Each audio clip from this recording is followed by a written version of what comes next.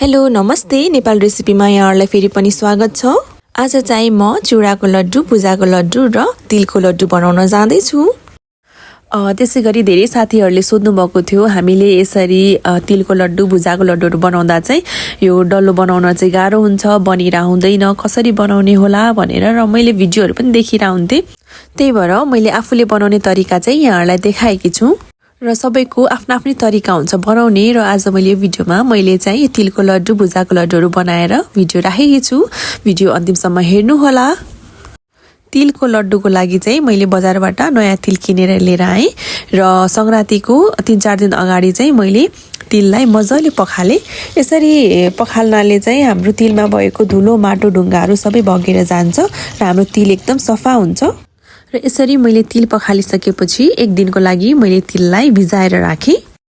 एक दिनसम्म तिल भिजिसकेपछि हामीले चाहिँ भोलिपल्ट यसरी तिलको पानी फालेर हामीले तिललाई चाहिँ घाममा मजाले एक घामसम्म चाहिँ सुकाउन पर्ने हुन्छ। र यसरी हामीले सुकाइसकेपछि यो सुकिसकेपछि चाहिँ हामीले यसको तिलको बुक्राहरू खल्नलाई चाहिँ हामीलाई सजिलो हुन्छ। बुक्राहरू निकालेपछि चाहिँ हाम्रो तिलको लड्डुको स्वाद एकदमै मिठो हुन्छ।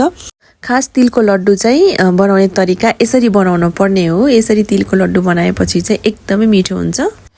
त्यसैगरी एक घाम जति चाहिँ तिल सुकाइसकेपछि यहाँ मेरो तिल पनि सुकिसकेको छ र यसको मैले बुक्रा पनि निकालेर लड्डुको लागि तयार गरिसकेँ।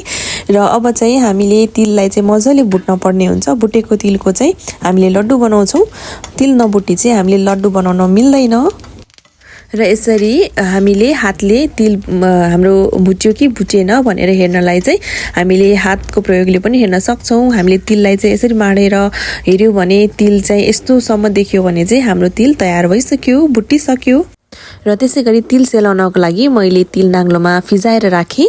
त्यसैगरी अब चाहिँ चिउराको लड्डुको लागि म यहाँ चिउरा भुट्न जाँदैछु। हामीले चिउराको लड्डु चाहिँ चिउरा भुटेर बनाउन पर्ने हुन्छ। कतिपय साथीहरूले चाहिँ चिउरा नभुटिकन बनाउनु हुने रहेछ, तर खास चिउराको लड्डु चाहिँ हामीले चिउरालाई भुटेर बनाएपछि चाहिँ एकदम राम्रो हुन्छ। र त्यसैगरी यहाँ हेर्न सक्नुहुन्छ मैले चिउरा पनि भुटेर तयार गरिसकेँ। यसरी हामीले हातले हेर्दाखेरि चाहिँ यो मजाले झुरुम झुरुम भएको छ। अब चाहिँ म सक्खर पगाल्न जाँदैछु। सक्खर पगाल्नको लागि मैले यहाँ थोरै घिउ राखेँ र आफूलाई चाहिने जति सक्खर पनि राखेँ। त्यसैगरी थोरै पानी पनि राख्नुपर्छ। पानी राख्यो भने चाहिँ सक्खर सजिलैसँग गल्छ र यसरी हामीले चलाउँदै सक्खरलाई पकाउन पर्ने हुन्छ। र यहाँ भिडियोमा पनि हेर्न सक्नुहुन्छ एकदम मजाले उम्लिन दिनुपर्छ यो सक्खरलाई। हाम्रो यस्तो लस्सा हामीले चेक गर्न सक्छौँ र यस्तो लस्सा आएपछि चाहिँ हाम्रो सक्खर पनि तयार हुन्छ। लड्डु नबन्नुको कारण चाहिँ हाम्रो सक्खर मजाले नपाकेर हो।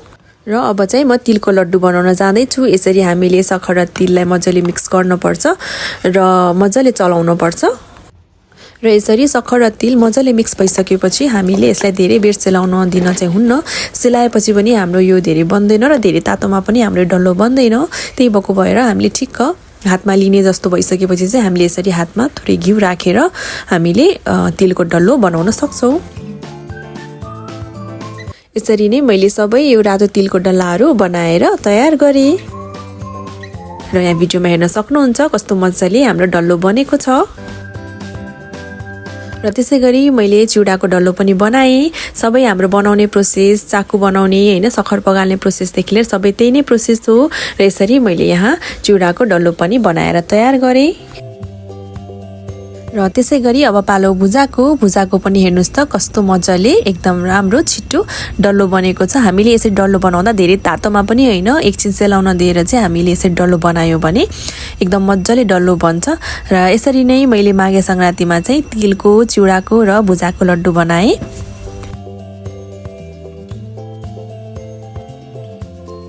त्यसैगरी अब चाहिँ चाकुको पालो। यसरी मैले सक्खरलाई थोरै पानी राखेर पगालेँ र मजाले पाक्न दिएँ।